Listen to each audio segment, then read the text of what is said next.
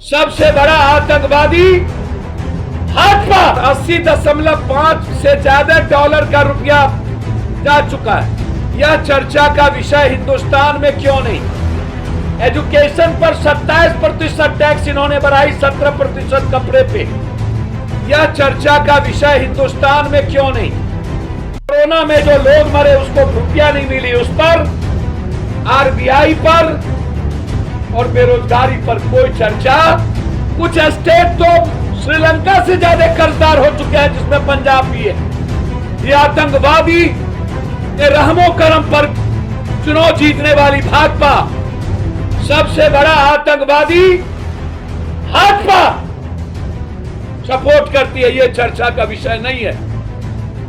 चुनाव लड़ने के बाद एक भी जिसको ये भाजपा आतंकवादी बनाती है जेल में नहीं होता है। और प्रधानमंत्री जी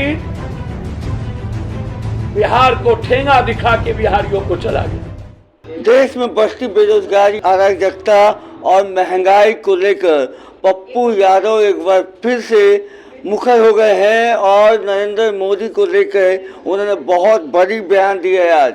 आइए सुनते हैं पप्पू यादव को कि क्या कहा है उन्होंने मोदी को लेकर। कोरोना में जो लोग मरे उसको रुपया नहीं मिली, उस पर आरबीआई पर और बेरोजगारी पर कोई चर्चा।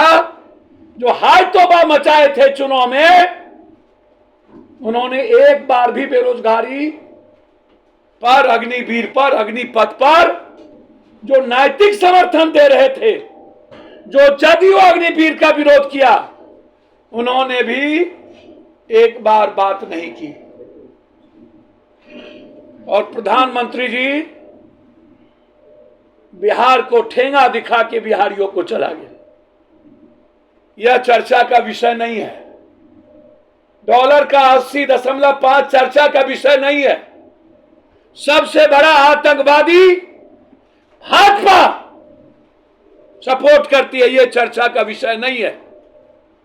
चुनाव लड़ने के बाद एक भी जिसको यह भाजपा आतंकवादी बनाती है जेल में नहीं होता।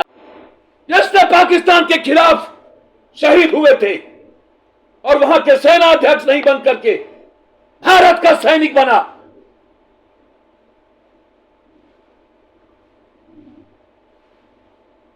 यह सवाल मेरा है और इस सवाल पर देश को सोचना चाहिए। यह आतंकवादी के रहमो करम पर चुनाव जीतने वाली भाजपा एक लिस्ट क्यों नहीं लाती है कि किनको किनको सजा भारत में हुई?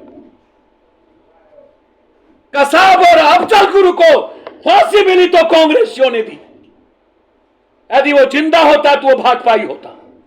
और आज की सर्वे है, नाइजीरिया से भी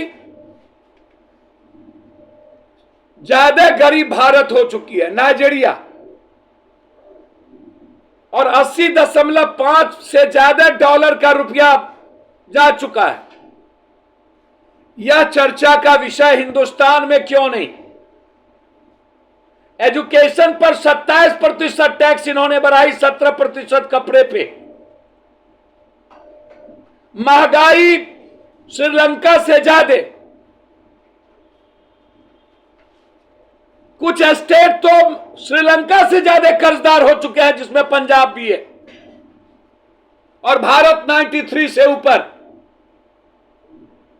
और जब बिहार आए प्रधानमंत्री जी, तो सत्ता पक्ष के साथ विपक्ष ने प्रधानमंत्री की बड़ाई करने में और उनको वाहवाही करने में कोई कसर बाकी कि मोदी जी आपने, अब उनको क्या बोलने आया क्या नहीं बोलने आया वो आपकी व्याख्या कीजिए।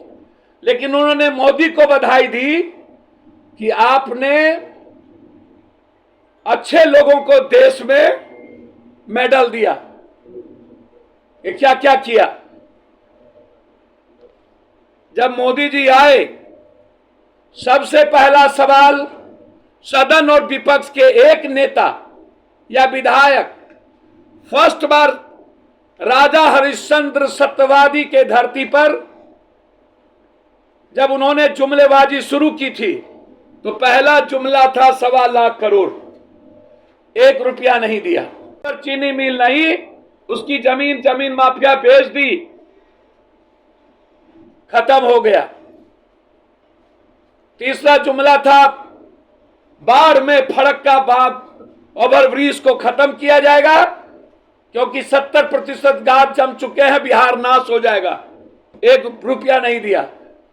चौथा जुमला था जमालपुर रेलवे फैक्ट्री को यूनिवर्सिटी बनाई जाएगी, एक बार चर्चा नहीं हुई।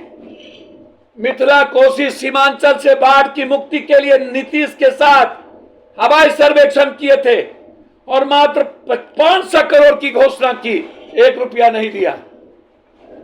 मगध में पानी लाने के लिए इन्होंने घोषणा की, मगध बर्बाद हो गया, 1 रुपया नहीं दिया।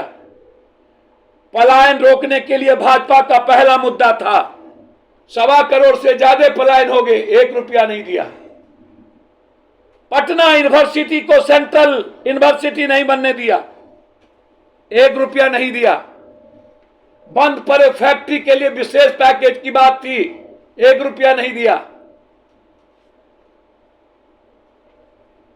दुनिया की सबसे ज्यादा गरीब हेल्थ और एजुकेशन पर पैसे देने की बात थी, नहीं दिया। जीएसटी का पैसा जो बकाया है बिहार को नहीं दिया। जैसा कि आपने सुना कि उन्होंने आरएसएस और जो पीएफआई का जो मुद्दा है उस पे, महंगाई पे, बेरोजगारी पे, कोरोना में जो लोग मरे हैं उसको लेके काफी कुछ कहा है। बहरहाल अब बने रहिएगा आगे की खबरों के लिए प्रेस जागरण के साथ। मैं कुंदन कुमार, तब तक के लिए धन्यवाद।